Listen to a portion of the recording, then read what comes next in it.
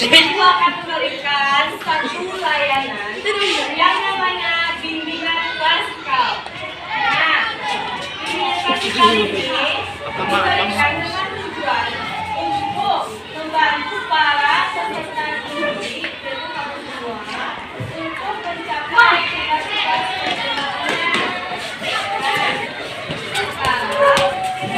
Materi yang akan diberikan adalah tentang disiplin.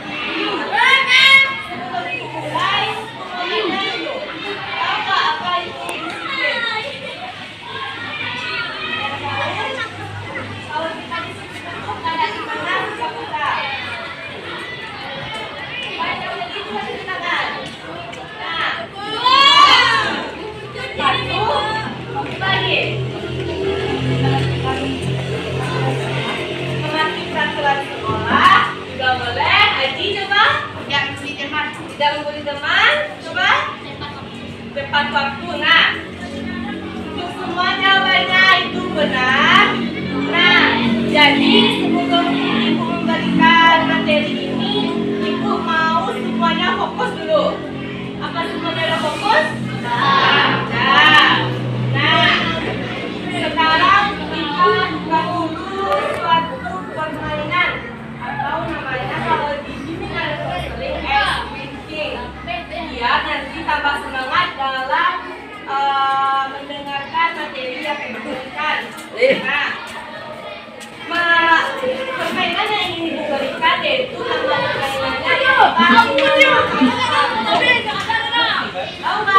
Tahu? Nah, sebelum kita mulai jelaskan dulu ya sistem permainannya kayak gini. Nanti ada satu orang yang menjadi patungan depan. Nah, yang lainnya sebagai peserta sebagai patunnya. Nah, jadi tugas pemahaman ini adalah untuk memberikan kayak instruksi atau apa-apa. Misalkan dia bilang angkat tangan ke atas. Nah, semua patungan mengangkat tangan ke atas. Nah, misalkan disuruhnya merengkan kepala ke kiri. Nah, semua patungnya merengkan kepala ke kiri. Kayak gitu. Paham? Nah, siapa yang mau?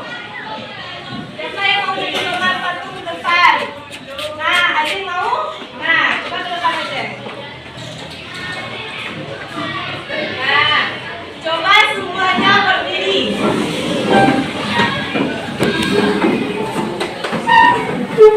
Nah, sekarang Ajeng sebagai pemegang patung. Semuanya harus mengikuti instruksi yang Ajeng berikan. Udah bisa mulai? Nah, coba Ajeng. Yang pertama, mereka kepala tangan ke arah kiri. Mereka kepala ke arah kiri. Terus tangan kanan diangkat. Tangan kanan diangkat. Kanan kiri kayak tidak. Kaki kanan diangkat. Lalu yang satu laginya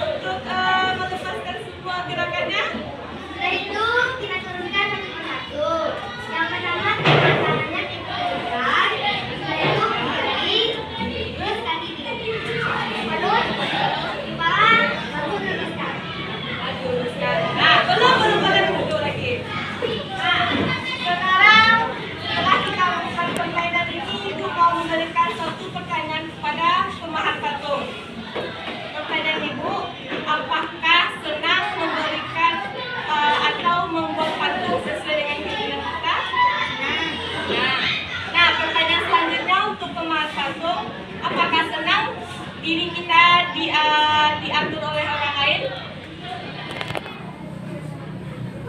Gimana? Apakah senang diri kita kalau diatur sama orang lain? Tidak. Nah, sekarang untuk para patung atau para peserta, apakah suka kalau diri kita diubah sesuka hati oleh orang lain? Tidak. Tidak. Jadi dari permainan kita ini siapa yang bisa mengambil kesimpulan atau makna dari permainan kita? Coba tunjuk tangan yang bisa. Nah, coba. Jadilah diri sendiri dan jangan mengikuti omongan orang lain. Jadilah diri sendiri dan jangan mengikuti omongan orang lain. Siapa lagi yang bisa menjawab? Ada lagi nggak? Kakak yang bisa? Coba satu lagi yang cowok, ibu mau dengar suaranya. Adi bisa? Jadi? Bisa? Bisa? Nah, coba lagi. Kita bisa? Nah, pada bisa dan cowok mau kalah Kan tahu. Nah, ya udah, kita udah semuanya. Nah, seperti yang dijelaskan oleh teman tadi, benar. Kita untuk diri kita sendiri tidak boleh diatur oleh orang lain. Kita harus tegas dengan diri kita. Kita harus ada prinsip untuk diri kita. Jadi misalkan diajak teman ke Pantai Opera, nah, jangan mau. Misalkan cabut salah, jangan mau. Misalkan salah ambil tugas, jangan mau. Kita harus sesuai dengan keinginan kita. Kalau keinginan kita menolak, tolak. Jangan gara-gara tidak ingin berdekat dengan teman, tidak ingin bermasalah dengan teman, kita ikuti semuanya. Nah, jadi dari permainan tadi paham semua? Paham. Nah, jadi udah bisa fokus? Sudah. Udah bisa serius? Sudah. Sekarang kita masuk ke materi kita tentang disiplin diri. Nah, yang pertama pengertian disiplin. Ada yang mau baca nggak? Jadi coba keraskan suaranya ya. Suatu keadaan yang menunjukkan ketaatan dan kepatuhan terhadap kata-kata atau peraturan yang berlaku baik tulisan maupun tulisan yang dilakukan dengan senang hati atau tegak tanggung jawab. Setiap kata-kata atau peraturan yang ada di sekolah dipatuhi oleh siswa dengan baik tanpa ada pelanggaran yang merugikan sehingga belajar menjadi kondusif. Belajar jadi bermakna jika siswa memiliki disiplin yang tinggi. Nah, dari pengertian yang dijelaskan oleh Gary tadi, kesimpulannya yaitu disiplin, keadaan yang menunjukkan ketaatan dan kepatuhan terhadap tata tertib atau peraturan yang berlaku baik lisan maupun tulisan. Nah, Ibu mau tanya, di sekolah ini apa aja peraturan yang harus kita patuhi? Silakan. Tidak terlambat dan datang sebelum ganggu guru. Tidak terlambat ya intinya. Siapa lagi yang mau? Tidak cabut dan tidak pelajaran. Tidak cabut. Nah, apa lagi? Memakai alat-alat sekolah yang baik. Mungkin Ibu udah ralat memakai atribut sekolah dengan lengkap. Nah, seperti ini ada yang nggak pakai nasi nih. Itu termasuk tidak disiplin. Nah, jadi kita sebagai manusia kita harus tahu di mana kita berada. Misalkan kalau di rumah, disiplin kita apa coba? Kalau di rumah membantu orang tua, apa lagi? Nanti perkataan orang tua, apa lagi? Banyak ya. Nah, kalau di sekolah kayak tadi yang dijelaskan teman, tidak boleh cabut, tidak boleh terlambat. Nah, itu termasuk disiplin diri. Misalkan kalau disiplin ini tidak kita laksanakan atau peraturan sekolah tidak kita laksanakan, apa yang terjadi? Ditegur, beri sanksi,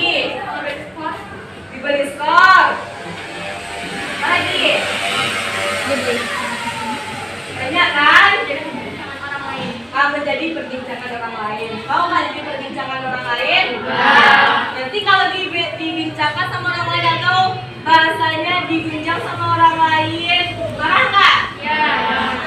Jadi coba kita sebagai pelajar yang baik, sebagai siswa yang baik, patuhilah peraturan yang ada di sekolah, di rumah maupun di lingkungan masyarakat. Mau? Nah, dari pengertian ini ada yang ingin ditanyakan? Apakah ada? Tidak? Tidak. Nah, kita lanjut lagi ya. Tujuan disiplin. Nah, siapa yang mau baca? Nah, coba. Tadi siapa namanya? Intan. Coba baca Intan, tujuan disiplin. Tujuan disiplin. Kedisiplinan yang tertanam pada diri siswa mempunyai tujuan agar dapat menjaga hak dan menghambat dan mengganggu ketentraman proses belajar mengajar. Juga dapat membuat peserta didik tetap tidak mempunyai kebiasaan serta mengontrol setiap tindakannya. Adapun tujuan kedisiplinan. Perintah atas diri, memperbaiki kebiasaan-kebiasaan dulu, mengajarkan informasi orang tua dan laki-laki untuk mengembangkan suatu keteraturan dan dalam tindakan manusia. Nah, jadi maksudnya di sini tujuan kita disiplin adalah untuk menjaga hal-hal yang menghambat dan mengganggu ketentraman proses belajar.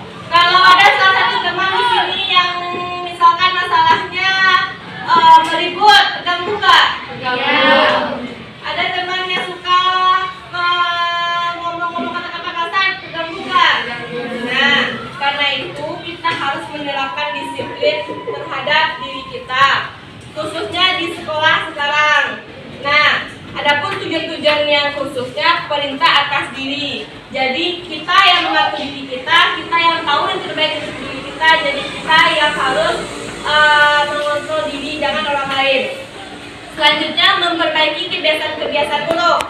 Jadi contoh, kalau kita udah disiplin, misalkan mau pergi sekolah nih, jam segini makan, misalkan jam 11 makan nih, nanti sudah makan mandi, nunggu azan untuk sholat, teratur nggak? Nah, jadi pergi sekolahnya kita tentram dan aman. Nah, selanjutnya mengajarkan menghormati orang tua dan ilahi. Siapa ilahi itu? Tuhan. Nah, Tuhan dan untuk mengembangkan suatu keteraturan dalam tindakan manusia. Jadi semua tindakan kita, kalau kita udah disiplin, teratur, aman dan tidak ada masalah. Nah, untuk tujuan udah paham? Nah, selanjutnya ada jenis-jenis disiplin. Nah, jangan kita lagi yang lain. Siapa yang mau? Nah, coba Kike.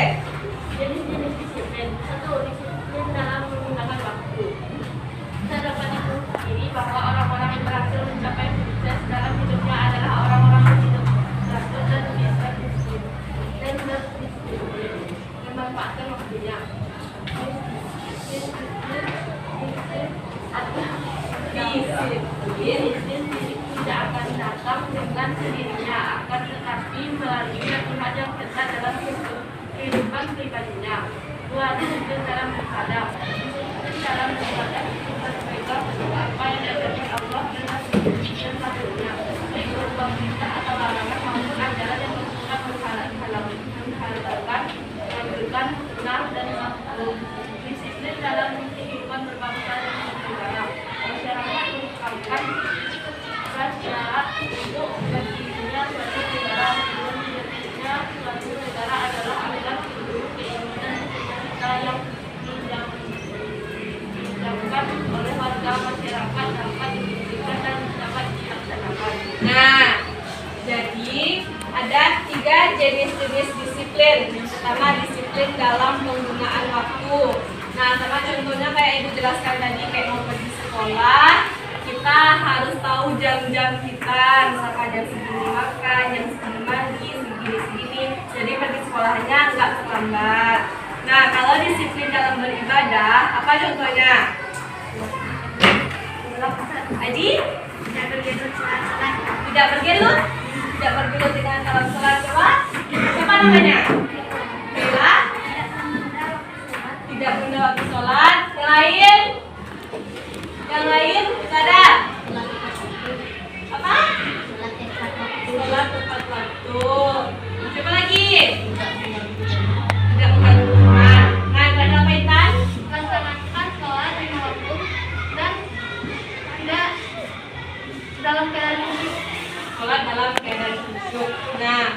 disiplin dalam beribadah yaitu kalau udah azan langsung sholat, jangan ditunda. Kalau udah waktunya misalkan di bulan puasa, kalau udah waktunya berbuka, ya harus berbuka, jangan ditunda. Jadi semua waktu-waktu untuk beribadah itu jangan ditunda. Berarti kita bisa langsung dilaksanakan. Nah, itu untuk beribadah. Nah, yang ketiga, disiplin dalam kehidupan berbangsa dan negara. Nah, contohnya apa? Apa? Kalau bangsa dan negara. Yang tahu? Yang tahu? Nah, contohnya gini. Nah, apa yang tadi? Melaksanakan peraturan dan menjauhi larangan yang telah dibuat oleh hukum. Nah, berarti mematuhi peraturan dari hukum ya. Jadi maksudnya gini, kita sebagai warga negara yang baik, semua peraturan yang dibuat oleh negara kita harus kita patuhi. Contohnya, anak SMP udah boleh nggak bawa motor? Tidak. Siapa yang bawa motor ke sekolah sini, ada nggak? Nggak ada? Nah, kenapa anak SMP belum boleh bawa motor? Masih di bawah umur. Masih di bawah Karena umur. emosinya belum terkontrol. Ya, pasti kalau udah bawa motor nyebut-nyebutan kan? Suka bawa motor kencang kan? Nah, jadi dalam negara ini kita tidak boleh semena-mena juga. Kita harus mentaati semua peraturan. Jadi dimanapun kita berada ada aturan. Jangan keinginan kita itu sesuka hati kita. Nah, itulah jenis-jenis disiplin. Udah paham? Nah, kita lanjut. Di sini ada faktor-faktor yang mempengaruhi kurangnya disiplin. Siapa yang mau baca? Udah itu lagi yang lain lah. Nah, coba aja. Faktor-faktor yang mempengaruhi kurangnya disiplin. 1. Munculnya selera beberapa manusia yang ingin mendapatkan dan tinggalkan dengan aturan serta ingin bebas-bebasnya. 2. Pola sistem pendidikannya sering berubah. 3. Motivasi belajar yang menurunkan dari peserta didik dan para pendidik. 4. Peraturan yang ada terlalu longgar. 5. Pada dasarnya disiplin muncul di kebiasaan hidup dalam kehidupan belajar dan mengajar yang teratur serta mencintai dan menghargai pekerjaannya. Nah, jadi faktor-faktor yang mempengaruhi kurangnya disiplin. Yang pertama, munculnya selera beberapa manusia yang ingin terlepas dari ikatan. Nah, contohnya kayak di sekolah diberi peraturan tidak boleh berambut panjang. Ada juga yang cowok rambutnya panjang karena dia tidak ingin terikat. Kenapa tidak ingin terikat? Karena ingin bebas. Jadi kalau kita misalkan sebagai pelajar udah memilih sekolah di SMP 1 Sikapi, kita harus mentaati semua peraturan yang ada. Walaupun itu udah terikat, memang kita harus patuhi, kita udah ambil konsekuensi yang ada. Selanjutnya, pola dan sistem pendidikan yang sering berubah. Nah, karena seringnya perubahan oleh pendidikan, peraturan-peraturan yang ada, pasti membuat kita jenuh, tidak ingin mentaati semuanya. Selanjutnya, motivasi belajar yang menurun dari peserta didik dan para pendidik. Para pendidik siapa coba? Guru. Nah, guru pun juga kadang menurunnya motivasi karena siswa-siswa yang susah kayak diatur, susah dibilangin. Nah, coba motivasi belajar itu kita tingkatkan. Jadi kita tuh bisa disiplin dalam diri kita. Selanjutnya, peraturan yang ada terlalu longgar. Kalau peraturannya ketat, bakal dipatuhi tuh Kak? Kalau ketat peraturannya misalkan guru BK-nya tegas, misalkan tugas sekolahnya tegas, dipatuhi nggak peraturannya? Iya. Kalau misalkan kepala sekolahnya pun acuh ke acuh, nggak ingin tahu apa yang ingin dikerjakan muridnya, dipatuhi tuh Kak? Iya. Berarti kayak gitu ya semuanya. Kalau kepala sekolahnya nggak tegas, nggak bakal dipatuhi peraturannya. Iya. Iya. Oh. Itu contoh yang tuh Kak. Contoh yang tuh Kak tuh. Jadi walaupun misalkan kepala sekolahnya nggak terlalu tegas, kita tetap sebagai siswa harus mematuhi peraturan yang ada. Selanjutnya, pada dasarnya disiplin disiplin muncul dari kegiatan hidup dan kehidupan belajar dan mengajar yang teratur serta mencintai dan menghargai pekerjaannya. Jadi disiplin ini bermula dari kebiasaan kita. Cobalah biasa dalam mengatur waktu kita, mengatur pola hidup kita, mengatur belajar kita, maka disiplin itu akan tumbuh dengan teratur dan baik. Nah, selanjutnya cara melatih disiplin diri. Nah, yang pertama, ada yang mau baca lagi? Mau? Nah, coba Kela. Cara melatih disiplin. 1. Tentukan prioritas. Mulailah mengambil waktu atau lebih efisien dengan menentukan prioritas. Tugas-tugas yang kamu anggap penting harus selalu berada di urutan batas prioritas. 2. Hindari kebiasaan tertinggal. Jangan membiasakan menunda tugas untuk pekerjaan karena akan membuat tugas kamu semakin berat. 3. Bersikap bebas. Maksudnya adalah mengatakan tidak pada tugas yang tidak dapat kita lakukan. Jika memang kita tidak mampu menyelesaikannya, yang pernah memaksakan diri. 5. Buat rencana cadangan. Mulai membuat rencana cadangan berdasarkan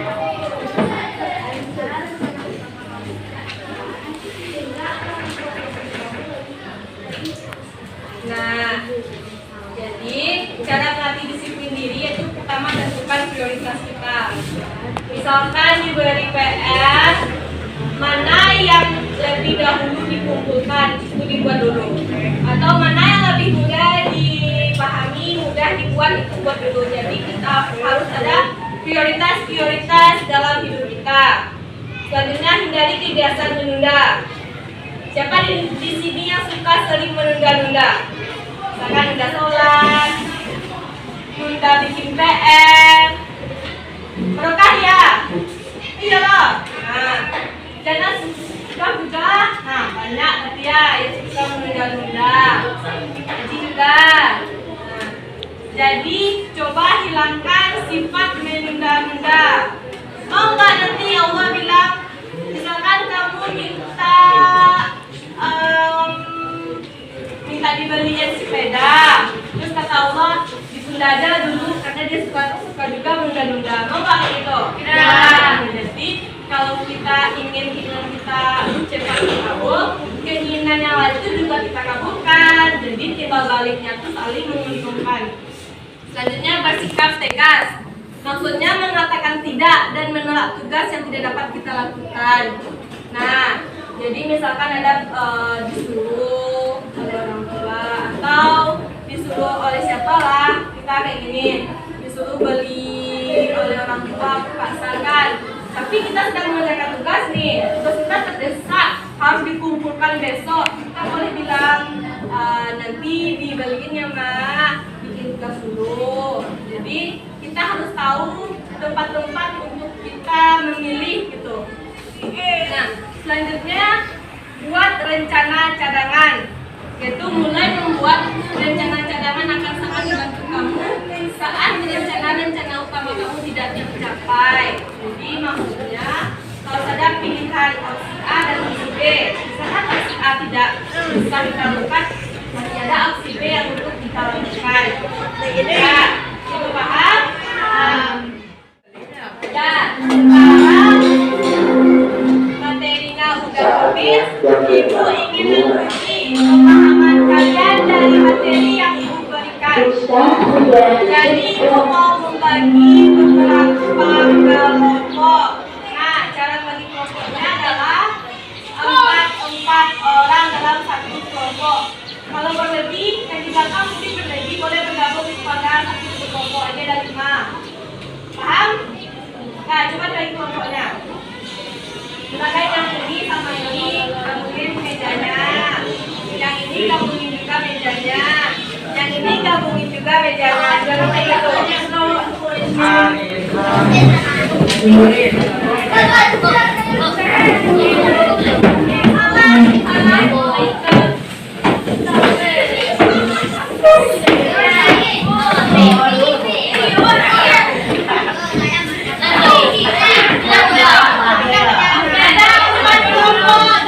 Ada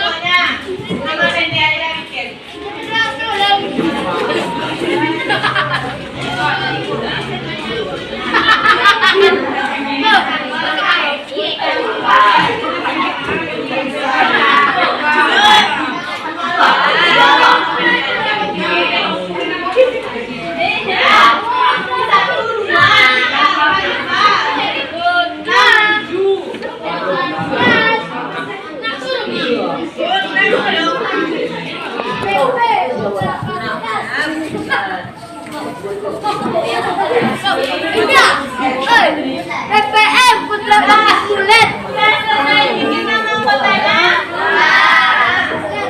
Pertanyaan darimu yang pertama, contoh disiplin di rumah.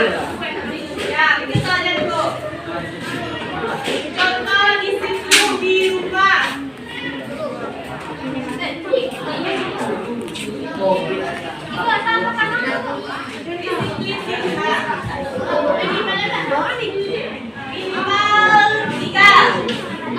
Tiga contoh disiplin di rumah.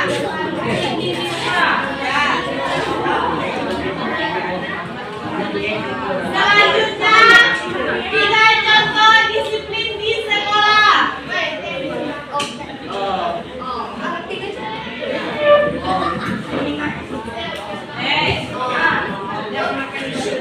Selanjutnya, tiga contoh disiplin di lingkungan masyarakat.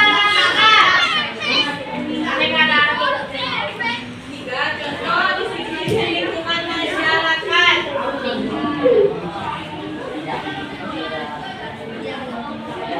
Sudah? Rasakan diskusi bersama. Tidak ada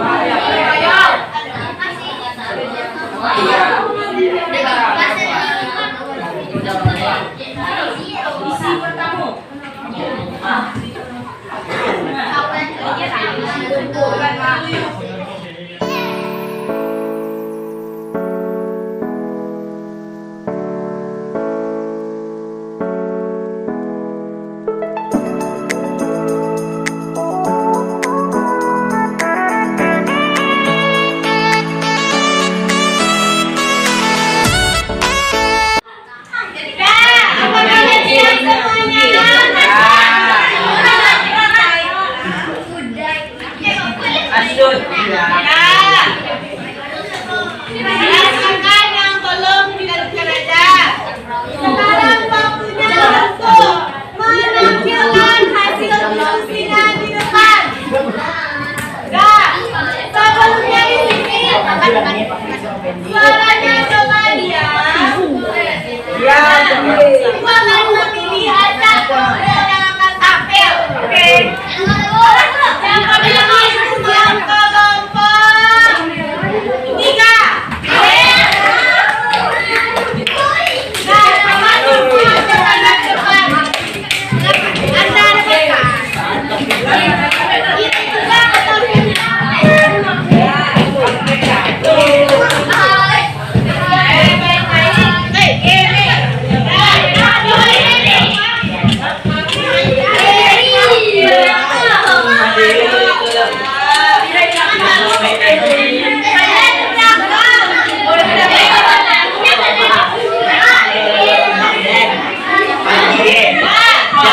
Semuanya diam, bisa?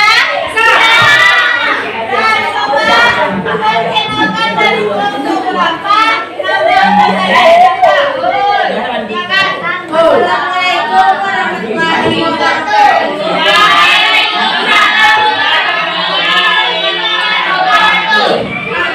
Kami dari kelompok 3 akan membacakan hasil diskusi kami dengan anggota kelompok yaitu Aira, Jessy, Afif dan Geri. Baiklah, kami akan membacakannya. Pertama, contoh disiplin di rumah minimal 3 buah. Pertama, membantu orang tua. Kedua, menaati peraturan yang dibuat oleh orang tua. Ketiga, menghormati keluarga.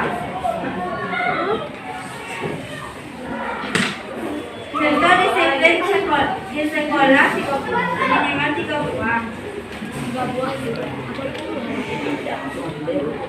Tidak boleh cabut saat jam pelajaran, mengambil atribut sekolah dengan lengkap, dan nomor 3, tidak terlambat datang ke sekolah. 3, contoh disiplin di masyarakat. Mendahului orang yang lebih tua saat antri, memberi sesuatu dengan tangan kanan. 3, musyawarah atau gotong royong. Sudah. Baiklah, itulah yang kami diskusikan. Assalamualaikum warahmatullahi wabarakatuh.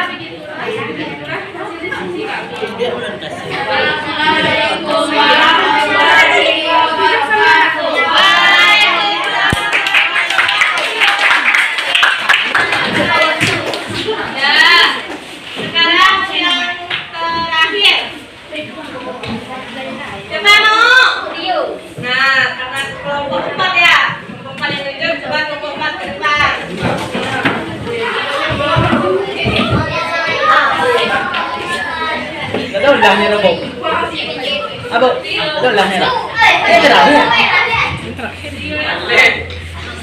Ya, mana masa keniran?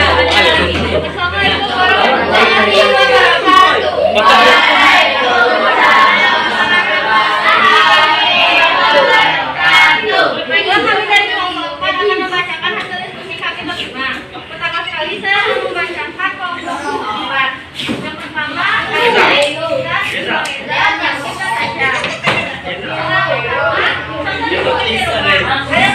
Mematuhi omongan atau barang-barang tua, melaksanakan amanah yang telah diberikan orang tua, berjalan sama baik orang tua.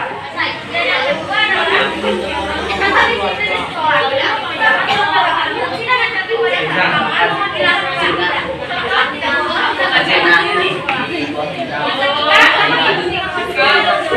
persatuan nomor 2 ada 3 contoh. Yang pertama soalnya adalah contoh disiplin di masyarakat. Yang pertama menerima pendapat orang lain pada saat musyawarah. Mematuhi peraturan di masyarakat, rukun dengan tetangga dan saling menghargai.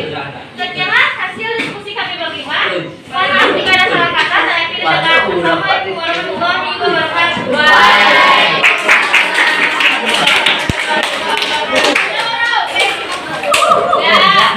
Semua kelompok yang tampil jawabannya bagus-bagus semua.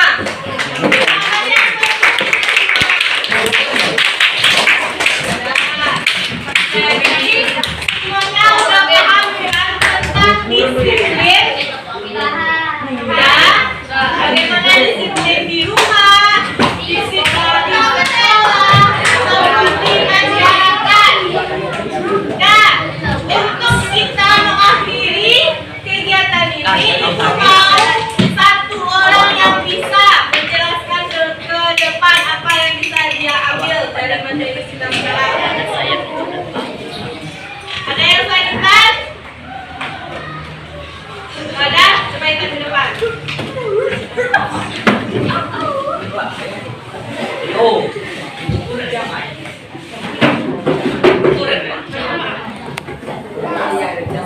Nah, Intan, coba jelaskan apa yang Intan pahami dari materi kita. Yang saya pahami tentang pelajaran disiplin dan semuanya diam dulu, semuanya diam, dengarkan Intan ngomong. Nah, lanjutkan. Menurut saya disiplin sangat penting untuk hubungan hidup, terutama belajar dan pola mengajar. Disiplin adalah salah satu yang harus kita miliki dan wajib kita miliki. Karena disiplin itu adalah suatu hal yang sangat wajib dan sangat penting untuk melaksanakan hak dan kewajiban secara disiplin. Ya, betul.